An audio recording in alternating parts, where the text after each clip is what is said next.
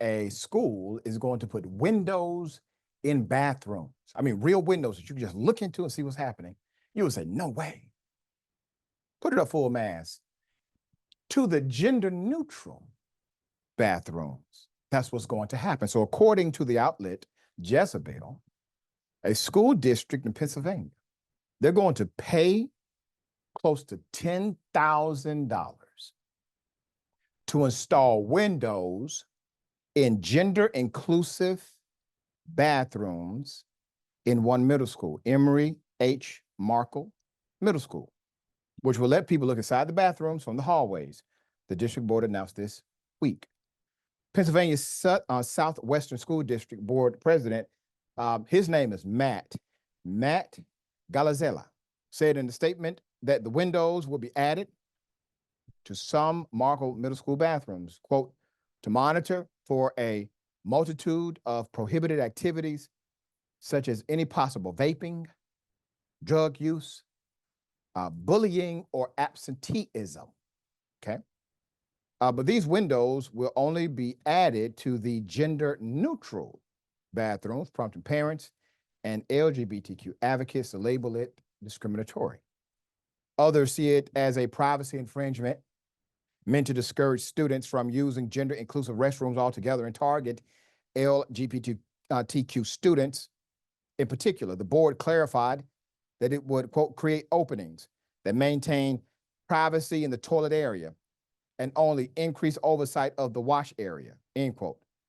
So the president of the board said about these windows, which would cost $8,700 to install, are standard in the district's elementary schools. According to HuffPost, one of his first actions as school board president after being appointed, that was December 2023, was to remove gender identity from the district's sexual harassment policy and affirm a narrow definition of sex that erase trans and intersex people. Earlier this year, the Southwestern School District Board rolled out a new policy to permit teachers and faculty to refuse to use a student's name or pronouns or otherwise use language inconsistent with their beliefs. In March, the school board entered into a contract with Independent Law Center, a Christian law firm that works with other school boards across the country to prevent trans kids from participating in sports, among other anti-LGBTQ measures, to craft and enforce these policies. The new bathroom policy at Markle Middle comes amid rising threats and attacks aimed at queer and trans youth, particularly at the local and state level. According to the Movement Advance Project, a pro-LGBTQ think tank, 13 states have laws that prohibit trans people from using bathrooms as facilities consistent with their gender identity in K through 12 schools.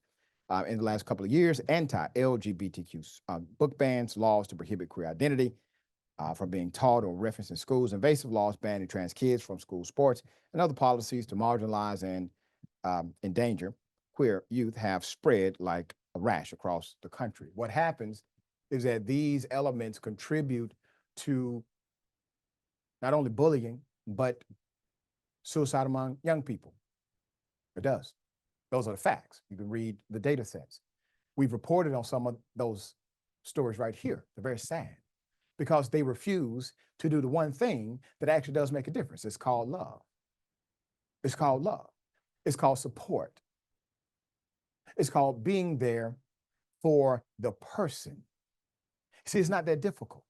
It's not that hard to see that kids, regardless of their identity, regardless of their belief system, they all want to know that they are supported, that they have somebody they can count on, adults that care about their development, their well-being. But this is politics, believe it. You know, school systems have been doing this for a very long time in silos across the country. It has now become mainstream. Is it discriminatory? Of course it is. Of course it is. There's no argument where you can say, okay, this bathroom, we're going to have these special rules, but the other ones, you know.